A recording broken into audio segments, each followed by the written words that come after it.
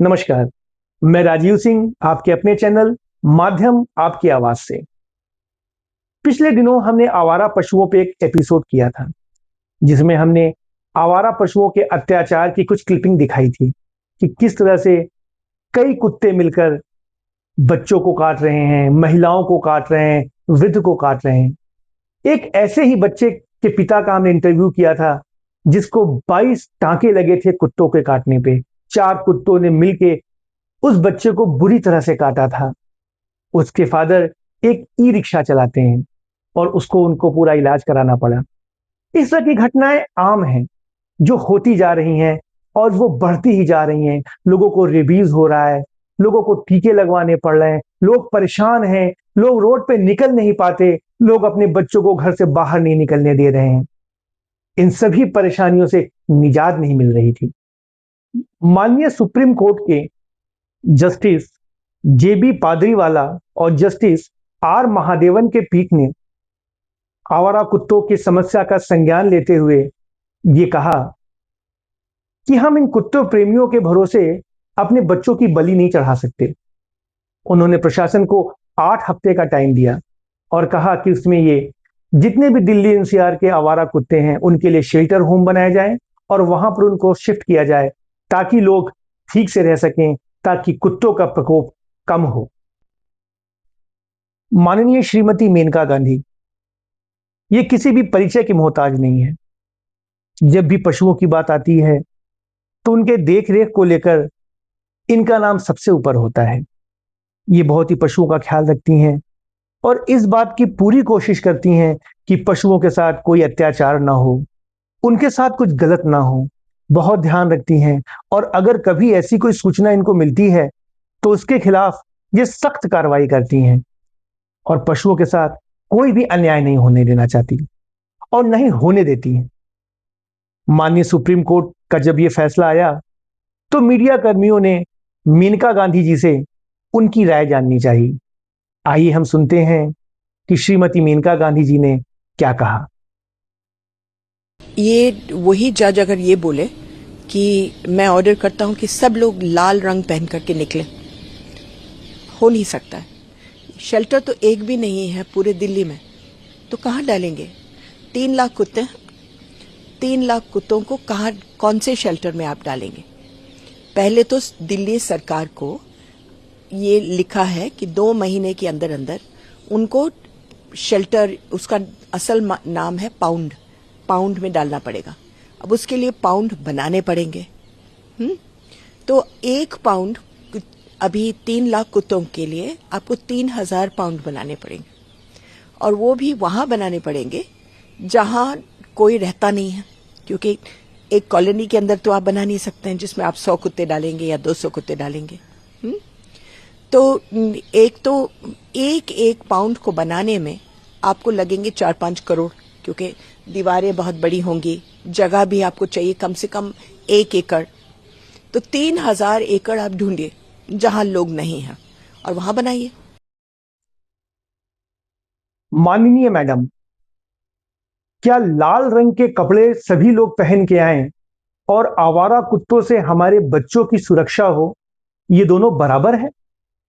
क्या इन दोनों बातों को बराबर कहा जा सकता है?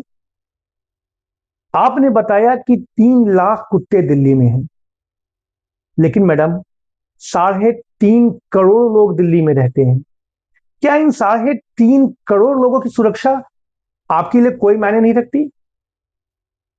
मैं बिल्कुल कुत्तों के खिलाफ नहीं हूं। मैं बिल्कुल नहीं चाहता कि उन कुत्तों के साथ कोई अन्याय हो।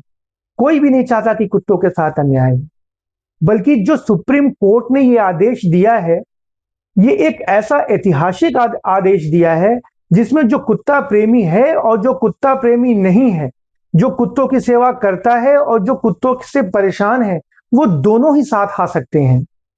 आप सोचिए कि अगर 3.5 करोड़ लोग एक एनजीओ के थ्रू, एक फाउंडेशन के थ्रू या सरकार के द्वारा बनाए हुए कुछ स्कीम के थ्रू कुछ पैसे जमा करें, तो क्या ये जरूरत पूरी नहीं हो सकती है? क्या कुत्तों का शेल्टर नहीं बन सकता है? क्या चीजें ठीक से नहीं हो सकती हैं?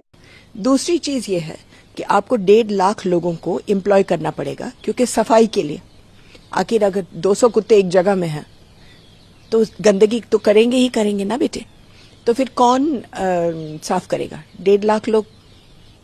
फिर वॉचमैन करना है, फिर इनके लिए खाना बनाने के लिए किसी को करना है।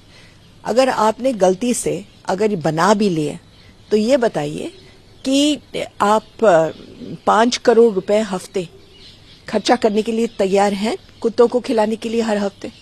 क्योंकि अभी तो वो मुफ्त में खा रहे हैं, फीडर्स, सिविल सोसाइटी उनको खिला रही है।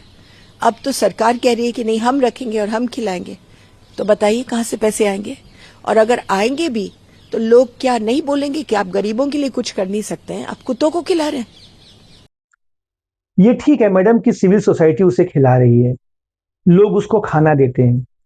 तो क्या अगर कुत्तों को शेल्टर्स में भेज दिया जाएगा तो लोग वहां खाना नहीं दे सकते?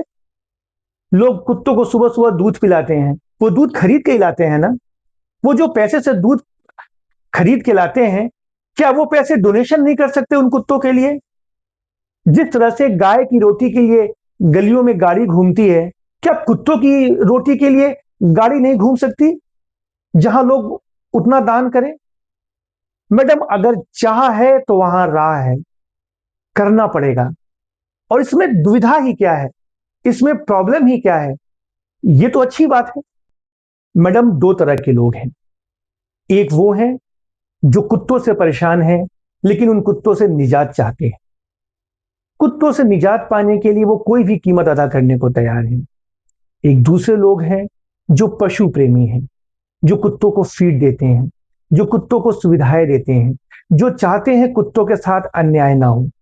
क्या ये नहीं हो सकता कि ये दोनों पक्ष एक हो जाएं, जिससे कुत्तों को भी आसानी हो और जो लोग कुत्तों से परेशान हैं उन्हें भी सहूलियत मिले? क्या दोनों मिलकर कुछ डोनेशन नहीं दे सकते? क्या कोई सरकार ऐसी स्कीम नहीं कर सकती? क्या नगर निगम इस पे काम नहीं कर सकता? क्या लोगों के हाउस टैक्स के साथ कुछ ऐसा फंड नहीं जोड़ा जा सकता? क्या ऐसा कुछ नहीं कर सकता जिससे इससे निजात मिले?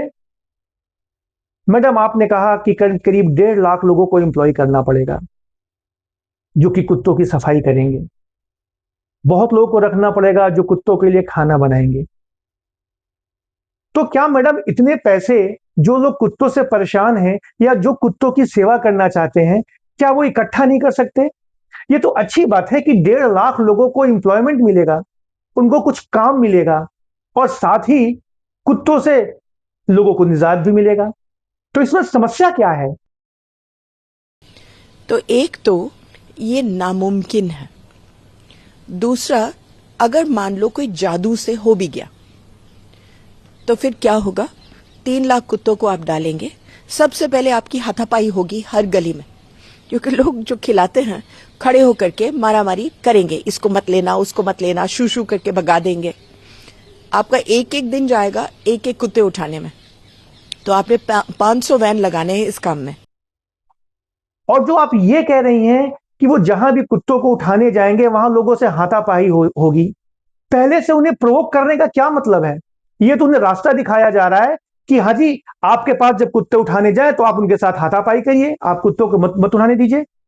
कोई कुत्तों के साथ गलत नहीं किया जा रहा है। उन कुत्तों को शेल्टर्स रूम में रखा जाएगा, उनकी देखभाल की जाएगी, उनका टीकाकरण होगा, उनको सफाई में रखा जाएगा, उनको अच्छा खाना दिया जाएगा। तो इसमें हर्ज ही क्या है? इसमें समस्या ही क्या है? ये कहीं से संभव नहीं है। अगर हम चाह लें, इसमें सरकार को, नगर निगम को, संस्थाओं को, एनजीओस को और पब्लिक को, सबको आगे आना पड़ेगा, एक साथ काम करना पड़ेगा। अगर एक साथ काम करते हैं तो जरूर कुत्तों की समस्या सॉल्व हो जाएगी, कुत्तों को भी ठीक जिंदगी मिलेगी और हम इंसानों को भी, हम भी रोड पर ठीक से चल पाएंगे। मैडम, हमारी जानकारी के अनुसार सरकार गरीबों को हर माह मुफ्त में अनाज देती है, और अगर कुत्तों को दिया जाता है या कुत्तों को सरकार खिलाती है तो इसमें हर्ज ही क्या है? क्यों लोग ऐसा कहेंगे? मनुष्य तो फिर भी कमा सकता है, कुत्ते तो बेचारे कमा भी नहीं सकते। तो अगर उनको सरकार खिलाती है तो उसमें हर्ज ही क्या है? और फिर जब सिविल सोसाइटी, जब लोग जो कुत्तों से परेशान हैं वो उसमें योगदान करने के लिए तैयार होंगे, वो अपने पास से पैसे देंगे, तो उसमें हर्ज ही क्या है? इसमें तो कोई हर्ज वाली बात मुझे नहीं दिखती मैडम। ये तो किया जा सकता है। और क्यों क्यों आपको लगता है कि अगर शेल्टर्स होम बन भी जाएगा तो ये एक जादू होगा? ये जादू नहीं होगा मैडम। अगर माननीय सुप्रीम कोर्ट के बेंच ने ये आदेश दिया है तो उन्होंने कुछ सोच समझ के ये आदेश दिया होगा। उन्होंने एक बहुत ही प्रैक्टिकल बात कही है। अब हमारी अथॉरिटीज को इस पर काम करना होगा और कोई ना कोई रास्ता निकालना होगा जिससे इसका समाधान हो सके। कोई बड़ा फाउंडेशन बनाया जाए, उस बड़े फाउंडेशन को बना के उसमें लोगों से पैसे इकट्ठे किए जाएं, कुछ भी किया जाए, उससे ये चीजें, समस्या को रिजॉल्व किया जा सकता है। शेल्टर्स होम भी बन सकता है, कुत्तों की ठीक केयर भी हो सकती है और लोग भी खुश हो सकते हैं। भाइयों, आपको हमारा ये प्रोग्राम कैसा लगा? कमेंट बॉक्स में अपने कमेंट जरूर दीजिएगा, अपनी राय बहुत जरूर दीजिएगा। और हाँ, इस चैनल को लाइक और सब्सक्राइब करना ना भूलिएगा। धन्यवाद, नमस्कार।